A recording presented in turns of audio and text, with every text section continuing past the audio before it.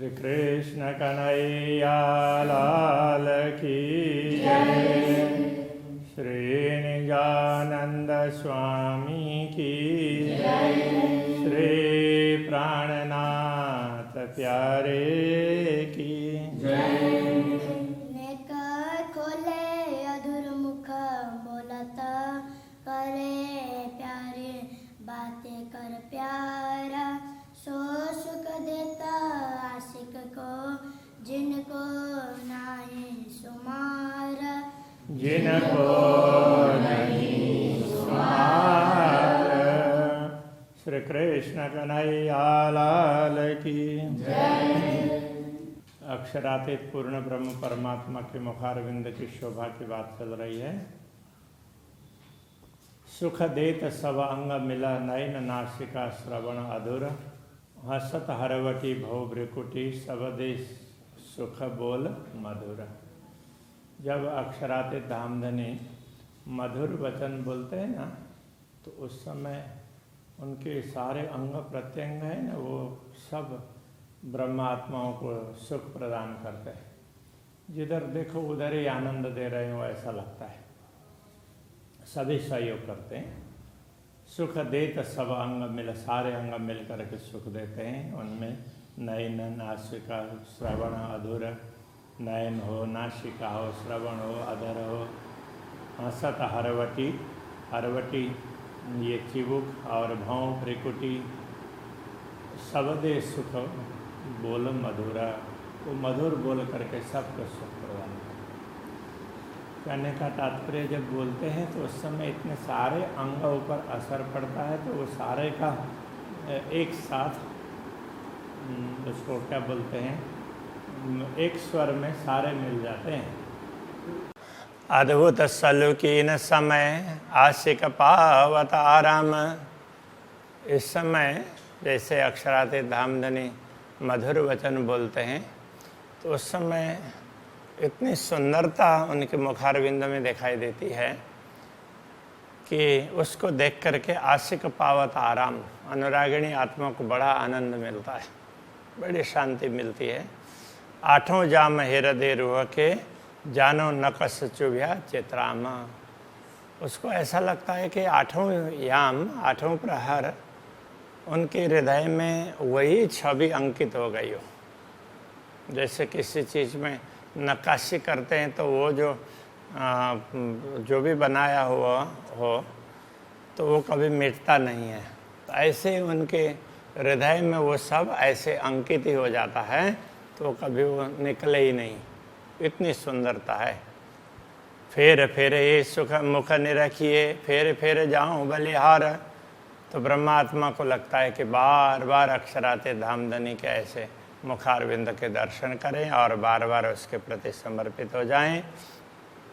एक खूबी खुशहाली क्यों कहूँ, इन सुख नाई सुमार। उस समय की खूबी, विशेषता और खुशहाली आनंद की बात वो क्या कहें, तो इस समय का कोई पारावारी नहीं है इस सुख का। अध विचारो गते मेवा काढ़ देत मुख थे। कभी कभी आरोगते हुए मुंह में से मेवा निकाल करके देते हैं।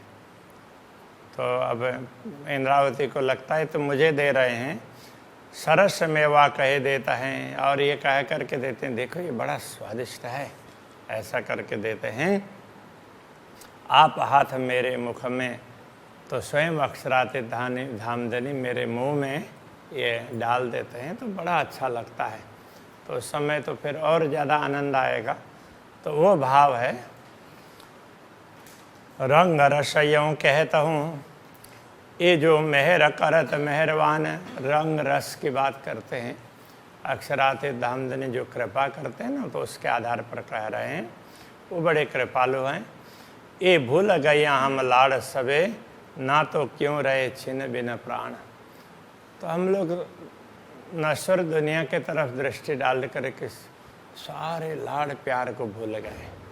नहीं तो इन सब, ये सब तो हमें वो दिख रहे हों ऐसा लगता। तो इनको छोड़ करके अभी ये प्राण कैसे टिके हुए हैं। अन्यथा एक क्षण भी वो प्राण टिक ही नहीं सकते हैं। ये लाड़ प्यार वो सब हमें याद रहता, बाकी अभी माया में देखते हुए माया के तरफ दृष्टि डाल करके हम सब भूल करके बैठे हैं। और काम हक को कोई नहीं देते रूह सुख बनाए। ब्रह्मात्माओं को ऐसा लगता है कि अक्षराते धाम धन्य हमें सदैव आनंदित करते हैं, दूसरा तो कोई कार्य करते हुए उनको लगता नहीं है। ना देखे तो भी तो वो तो करते ही हैं। अक्षर ब्रह्म को प्रेरणा देना है, पूरा ब्रह्मांड को बनाने के लिए, तो सारे सिस्टम को सब को मॉनिटरिंग तो अक्षरातीत ही करते हैं।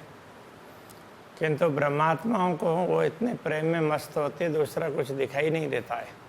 वाहे दत्त बिना हक दिल में और न कछु आए। ब्रह्मात्माओं को ये लगता है कि ऐसे अद्वैत भाव के बिना अक्षरातीत के हृदय में दूसरा कोई भाव आता ही नहीं है। वो तो ब्रह्मात्माओं को अपना ही समझते हैं और जैसे वो कुछ खा रहे हैं तो वही बात वो ब्रह्मात्मा को भी दे देते हैं, तो उनको भी वही सुख वही आनंद दिलाना चाहते हैं। वो जो कर रहे हैं वही आनंद ब्रह्मात्माओं को भी दिलाना चाहते हैं। सुख देना लेना रूहों और रूहों व्यवहार है ब्रह्मात्माओं को आनंदित करना और ब्रह्मात्माओं से प्रेम प्राप्त करना, उनको प्रेम देना, उनसे प्रेम लेना और उनसे वो प्रेम का ही व्यवहार करना।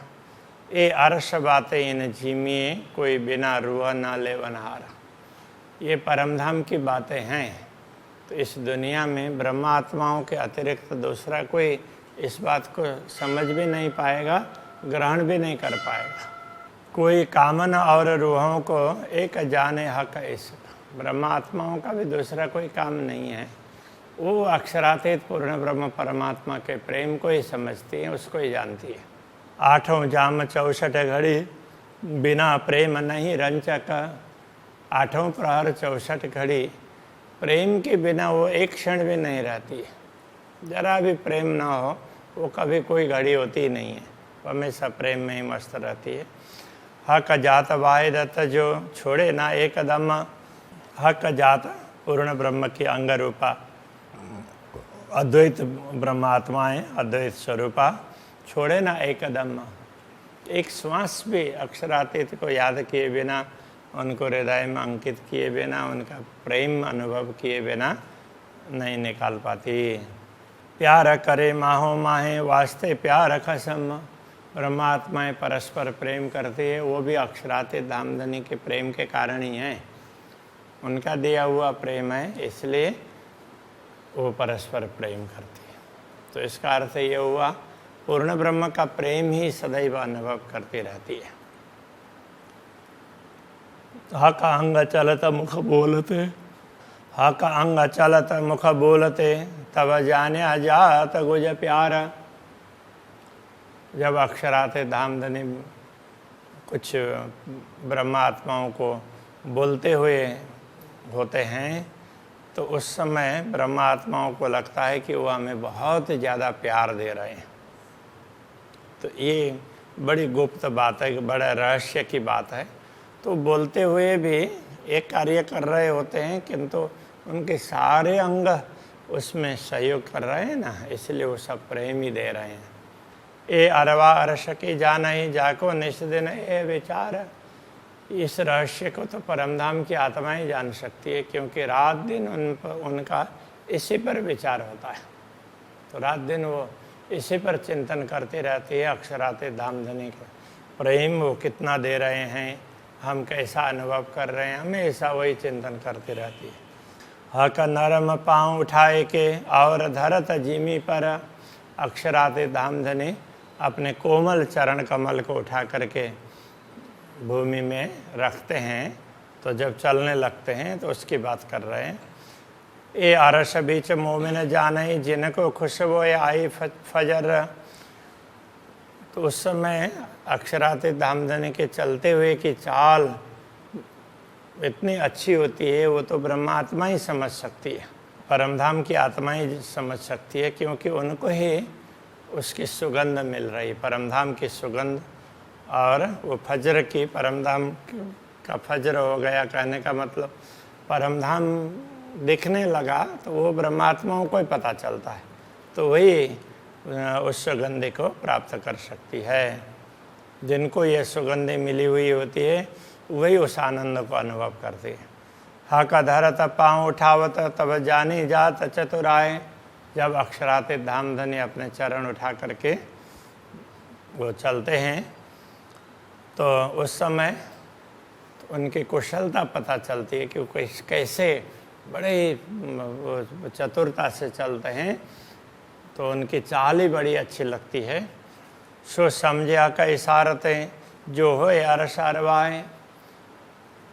अक्षरातीत धामधनी की चाल को, तो उनके संकेत को उससे भी कितना प्रेम मिलता है वो ब्रह्मात्मा ही समझ सकती हैं कि जिनका घर परमधाम हो, जो परमधाम की आत्माएं वही तो समझ सकती है। कैसी लगे पाँव चलते वह कैसी ओसी भौम।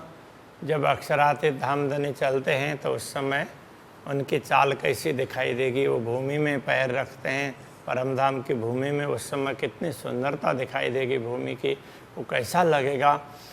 चलते देखे हक चातुरी हाय हाय घाय न लगे रोम रोम। तो अक्षरातीत धामधनी के ऐसे चरण उसमें बड़े प्रेम से, जैसे ठुमक ठुमक करके चलते हैं ऐसा बोलते हैं ना, तो उस तरह बड़े प्रेम से चलते हैं। तो उस चाल को देखते हुए तो ब्रह्मात्माओं को चोट क्यों नहीं लग रही है। तो इस शरीर में उनका हृदय ही टूट जाना चाहिए और इस शरीर को छोड़ करके उनके मतलब उनके रोम रोम में ये बात चुभ जानी चाहिए और वो परमधाम में जागृत हो जाने चाहिए। अभी तक स्वप्न क्यों देख रहे हैं, ये कहने का तात्पर्य है। इजार देखता पाँव में ले झाई जामे पर। जब चलते हैं तो उस समय तो उनके चरण उनका दिखाई देगा, उनका आभूषण, फिर इजार तो उनका पायजामा वो दिखाई देगा। तो उस समय वो उनके इजार की झाई मतलब उनकी आभा वो बाहर जामे में भी पड़ती है। जामा इतना पतला है तो अंदर के इजार का भी रंग दिखाई देता है।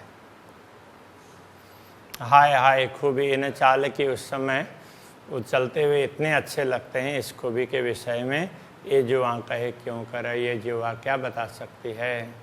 स्वरभूषण मधुर सोहे ए तरह चलत जो हक। जब अक्षरातीत धामधनी चलते हैं उनके पैर रखने के तरीके ही बड़े सुंदर हैं, तो उस समय उनके आभूषण के स्वर भी न बड़े अच्छे लगते हैं। ये जो देखे रूह नजर भर तो चाल मार डारत मुतलक। यदि इस समय ब्रह्मात्मा बड़े प्रेम से उनके चरणों के प्रति दृष्टि डालती है तो निश्चित ही वो घायल हो जाती है, तो उनको कुछ दूसरा कुछ सोचता ही नहीं है। ये कहने का तात्पर्य है। नख अंगूठे अंगुरियाँ चलते अति शोभित। चलते हैं तो उस समय नख के वो अंगुरियाँ, अंगूठे, उनके नख वो भी, उनसे भी प्रकाश निकलता है, तो वो भी बड़े सुंदर शोभा देते हैं। ये अंगुलियाँ हैं, अंगूठे हैं, चलते अति शोभित, चलते हुए बड़ी शोभा देते हैं। चाल विचारते अर्श की। परमधाम की चाल विचार करते हुए हाय हाय अरवा क्यों न उड़त। तो ये आत्मा शरीर को छोड़ करके क्यों उड़ नहीं जाती है। अरस दिल मोमिन कया ठौर बड़ी कुसाद। ब्रह्मात्माओं के हृदय को परमधाम कहा है। परमधाम तो कितना विशाल है, विस्तार है, विस्तृत है। कुसाद का मतलब लंबा चौड़ा, कितना विस्तार वाला है। हक आदि रूहें माहे बसे असल अरस जो आधा। असली अरस में तो, असली धाम में तो पूर्ण ब्रह्म परमात्मा श्यामा जी ब्रह्मात्मा सब के सब विराजमान होते हैं। तो अब वो ब्रह्मात्माओं के हृदय तो छोटा होता है, तो इतना बड़ा परमधाम कैसे कह सकते हैं। तो इसका ये समाधान है कि परमधाम के दृश्य ब्रह्मात्मा अपने हृदय में अंकित करती है, इसलिए उसको परमधाम का पूर्ण ब्रह्म को हृदय में बैठाती है, तो जहाँ पूर्ण ब्रह्म बैठेंगे तो वो धाम ही कहलाता है इसके हिसाब से। बाकी तो परम धाम बहुत लंबा चौड़ा है। जेता मता हक का सो सवा रस में देख, परम धाम की जितनी वो पूर्ण ब्रह्म परमात्मा की जितनी सामग्री है वो सब तो परम धाम में है। सो सब मोबिन दिल में पाइए सब विषेक विवेक, तो ब्रह्मात्माएं उन सब को अपने हृदय में अंकित करती है, उनको समझती है, इसलिए उनके हृदय को परम धाम कह दिया। हक आदि रुए खेले उठे बैठे दौड़े करे चाल, तो हक आदि रुए खेलते हैं, उठते हैं, बैठते हैं, दौड़ते हैं, चलते हैं, जो भी करते हों, ये जाने अरवाह अरश की। इन रहस्यों को तो परमधाम की आत्माएं ही समझ सकती है, जो रहता हमेशा नाल, जो सदैव उनके साथ रहती है। नाल का अर्थ साथ। ए तो ए कहे हक हुकुम, सो तू देख महामत। महामते कहते हैं हे आत्मा, ये सब तुम्हें कहा है। अक्षरातीत धामधनी के आदेश ने ये सारी बातें तुम्हें समझाई है। हर आत्मा को ये समझना होता है कि ये मुझे समझाया है। और कहो रूहन को जो तेरे तन वाहिदत, और ब्रह्मात्माओं को भी तुम ये बात समझाओ जो नहीं समझ रही हैं, क्योंकि वो भी तुम्हारे ही अद्वैत भाव के अंतर्गत आते हैं। तो अक्षरातीत धामधनी के अंगना के रूप में तो तुम उनके साथ में जुड़ी हुई हो, तो तुमसे वो अलग नहीं है। तो उन आत्माओं को भी समझाना, स्वयं भी समझो और दूसरों को भी समझाओ, ये बात यहाँ पर समझाई है। तो अभी के प्रसंग को यहीं रखते हैं। श्री कृष्ण कन्हैया लाल की।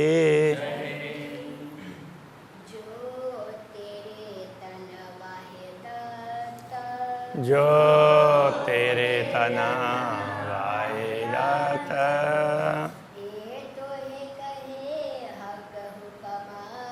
ए तो ये कहे हक हुकुम,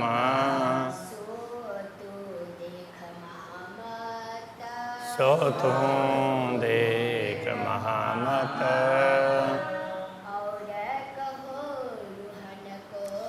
और कहो रुहन को,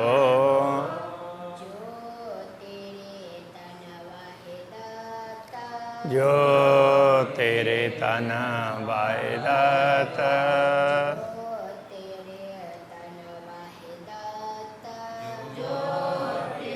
तन वाहिदत।